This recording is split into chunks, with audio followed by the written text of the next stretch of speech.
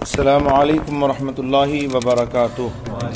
اعوذ باللہ من الشیطان الرجیم، بسم اللہ الرحمن الرحیم۔ درود پاک پڑھیں۔ اللہم صلی علی سیدنا مولانا محمد وعلی آلہ وصحبہ وبارک وسلم۔ ہر مسلمان مرد و عورت کو یہ جان لینا چاہیے کہ ایمان و عقیدوں کو صحیح کر لینے کے بعد سب فرضوں میں سب سے بڑا فرض نماز ہے۔ اللہ تبارک و تعالی نے قرآن مجید و فرقان حمید میں ارشاد فرمایا، ان الصلاۃ کانت علی المؤمنین کتابا موقوتا، بے شک نماز مومنوں پر باندھا ہوا فرض ہے وقتوں کے مطابق۔ جب جس نماز کا وقت ہو تو اس وقت وہ نماز اس پر فرض ہو جاتی ہے۔ جیسے صبح صادق سے لے کر طلوع آفتاب تک یہ فجر کا وقت ہے، تو جو ہی طلوع صبح صادق ہوئی، فجر کا وقت شروع ہوا، اس پر فجر کی نماز فرض ہوئی۔ اس سے پہلے اگر کوئی انتقال کر گیا تو اس پر فجر کی نماز فرض نہیں۔ لیکن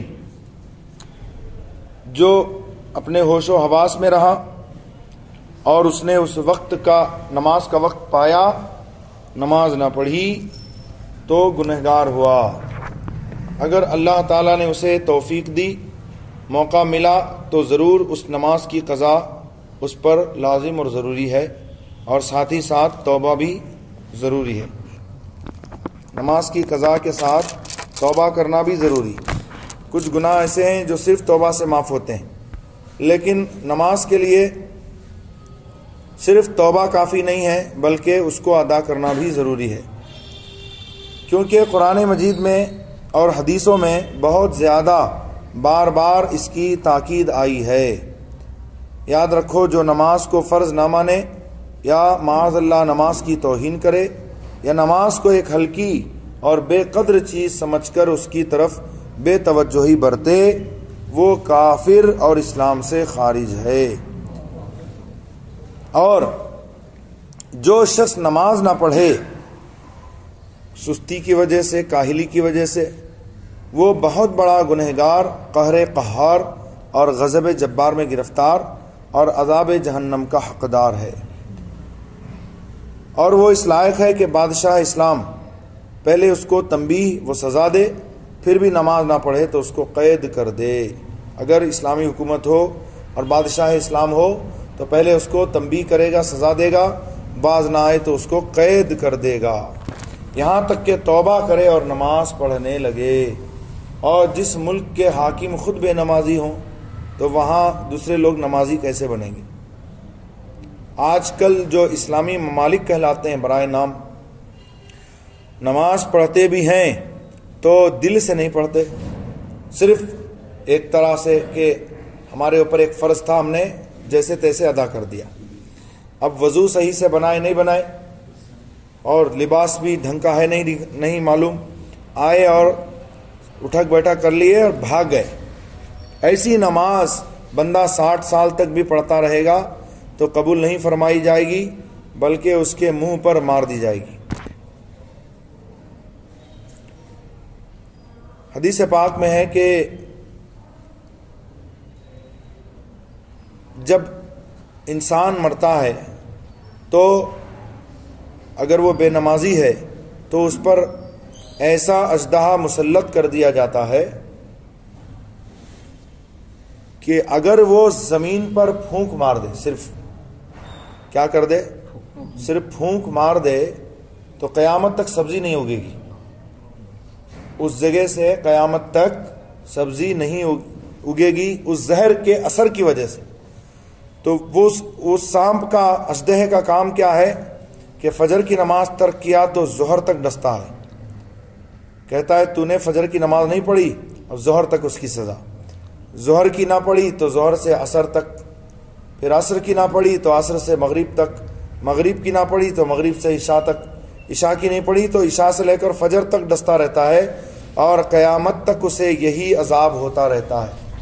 وہ اژدہا، وہ سانپ جو زمین میں پھونک مار دے تو قیامت تک وہاں سے سبزی ہی نہ اگے، اگر وہ انسان کو ڈس لے تو اس کا حال کیا ہوگا۔ اللہ تعالی ہم سب کو نماز پڑھنے کی توفیق عطا فرمائے۔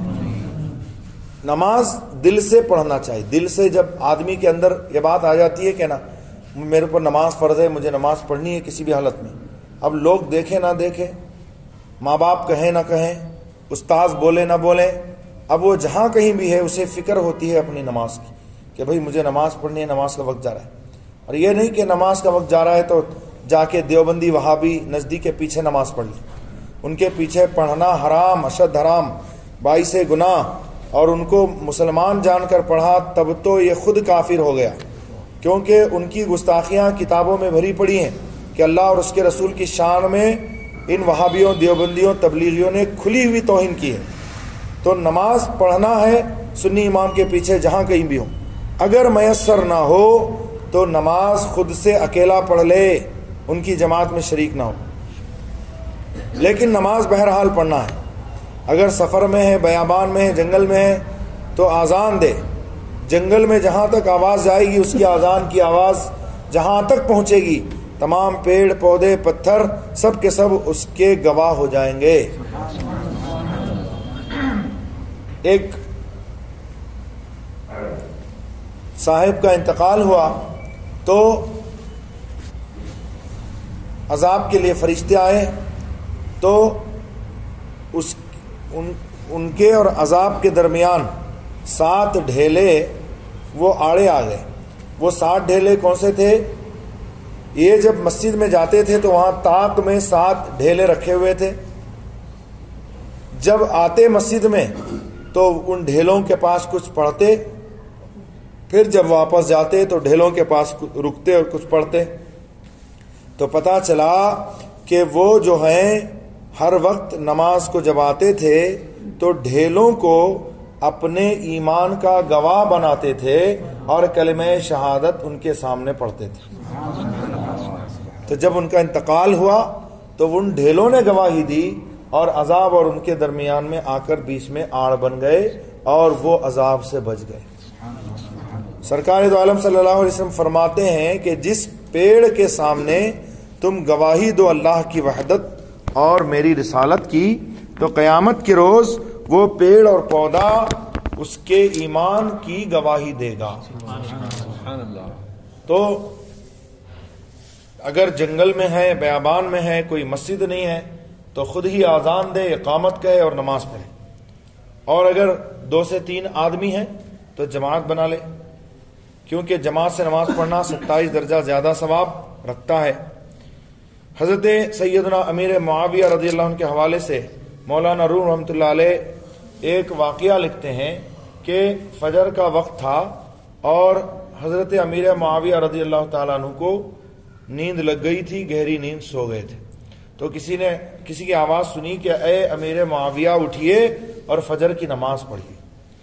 حضرت امیر معاویہ رضی اللہ عنہ اٹھے، دیکھا کہ آواز تو آئی مگر آواز دینے والا کہیں نظر نہیں آیا، فرمایا کہ تو کون ہے، سامنے آ، تو کوئی سامنے نہیں آیا۔ پھر آپ نے ڈانٹ کر کہا تو سامنے آیا اور اس نے کہا کہ حضور والا میں ہوں شیطان۔ اب اللہ والوں سے شیطان بھی ڈرتا ہے، کلام کرتا ہے، ہم کو تو شیطان نظر بھی نہیں آتا، اللہ والوں کی شان یہ ہے کہ شیطان ان سے کلام کرتا ہے اور ڈرتا بھی ہے۔ کہا حضور والا میں ہوں شیطان، کہا تیرا کام تو لوگوں کو تھپکی دے کر سلانا ہے، تو نے مجھے جگایا کیوں؟ کہا حضور ایسا ہوا کہ کل آپ کی جماعت قضا ہو گئی اور آپ نے اس کے بدلے میں 27 مرتبہ نماز پڑھی اور اتنا روئے، یا آپ نے صرف جماعت چھوٹنے کی وجہ سے نماز نہیں پڑھی 27 مرتبہ، بلکہ آپ اتنا روئے کہ اللہ تعالیٰ نے آپ کو 27 نمازوں کا ثواب دے دیا۔ تو میں نے سوچا کہ آج ایسا نہ ہو کہ پھر آپ کی آنکھ لگ جائے اور آپ سوئے رہیں اور پھر جو ہے آپ اٹھ کر اتنا روئیں کہ اللہ آپ کو 27 نمازوں کا ثواب دے۔ میں چاہتا ہوں کہ ایک ہی نماز کا آپ کو ثواب ملے۔ تو دیکھیے شیطان کتنا بڑا دغاباز ہے، وہ تو یہی چاہتا ہے کہ کسی نہ کسی طرح ثواب میں کمی ہو جائے۔ تو فجر کے وقت اکثر ہوتا ہے غفلت کی نیند میں، ہمارے ساتھ بھی ہو جاتا ہے، آپ کے ساتھ بھی ہو جاتا ہے۔ فرمایا کہ شیطان تھپکی دے کر کے سلاتا ہے اس کو، سو جا رات لمبی ہے، سو جا رات لمبی ہے، سو جا رات لمبی ہے، اور جب خوب میٹھی نیند میں سو جاتا ہے تو 3 گھانٹی لگا دیتا ہے، 3 گھانٹی مار دیتا ہے۔ جب بندہ بیدار ہوتا ہے فجر کے لیے اللہ کا ذکر کرتا ہے تو سرکار فرماتے ہیں ایک گھاٹی کھل جاتی ہے، ایک گرہ کھل جاتی ہے۔ جب اٹھ کر وضو کرتا ہے سرکار فرماتے ہیں کہ دوسری گرہ کھل جاتی ہے۔ جب نماز پڑھنے کو کھڑا ہوتا ہے تو تیسری گرہ بھی کھل جاتی ہے۔ اب وہ ایک دم حشاش بشاش ہوتا ہے۔ آپ دیکھیے فجر میں اٹھ کر کے نماز کے لیے جب آپ اٹھیں گے اللہ کا ذکر کریں تو ایک گرہ کھلتی ہے، وضو کرتے ہیں کچھ اور فیل ہوتا ہے، جب نماز پڑھتے ہیں تو ایک دم لگتا ہے کہ ہم بالکل فریش ہیں، اور فجر چھوڑ کر کے سوتے رہتے ہیں تو پورا دن جو ہے وہ کیا کہتے ہیں سستی میں گزرتا ہے، اب بدن میں درد، آنگ میں درد، ادھر درد ادھر درد۔ لیکن فجر میں اٹھتے ہیں نماز پڑھتے ہیں تو فریش۔ یہ کیا ہے؟ نماز کی برکت ہے۔ تو آقا کریم صلی اللہ علیہ وسلم ارشاد فرماتے ہیں کہ من حفظ الصلاۃ کان لہ نور و برہان و نجات یوم القیامہ، جو نماز کی حفاظت کرے اس کے لیے نور ہے، نجات ہے، قیامت کے دن برہان ہے، دلیل ہے، پل صراط پر گزرنے کا آسان طریقہ ہے نماز کی پابندی۔ اور جو نماز کی پابندی نہیں کرتا، نماز کی حفاظت نہیں کرتا، میرے آقا نے ارشاد فرمایا کہ اس کے لیے کوئی نجات نہیں، کوئی دلیل نہیں، کوئی پروانہ نہیں، اس کے لیے کوئی برہان نہیں، بلکہ بے نمازی کا حشر شداد کے ساتھ، فرعون کے ساتھ، حامان کے ساتھ، نمرود کے ساتھ ہوگا۔ تو کیا آپ چاہتے ہیں کہ آپ کا حشر نمرود کے ساتھ ہو، فرعون کے ساتھ ہو، حامان کے ساتھ ہو؟ اگر نہیں چاہتے تو ہمیں کیا کرنا ہے؟ نماز کی پابندی کرنا ہے۔ روزی کے پیچھے لوگ اس قدر لگ گئے کہ نماز کو چھوڑ دیا۔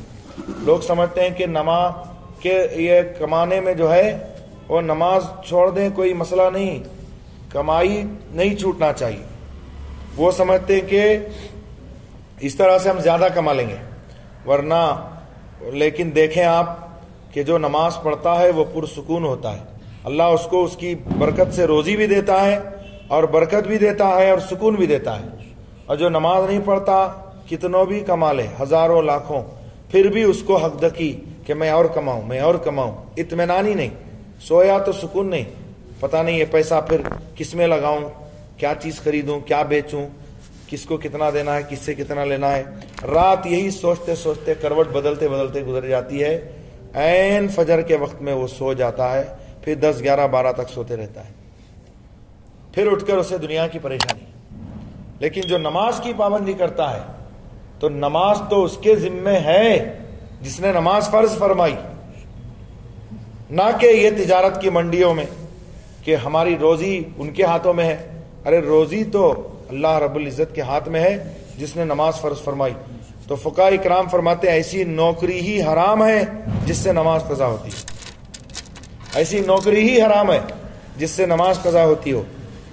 تو اللہ تعالی نے جو مسلمانوں کے لیے 5 وقتہ نماز فرض فرمائی ہے، اس میں کثیر حکمتیں ہیں، برکتیں ہیں، رحمتیں ہیں۔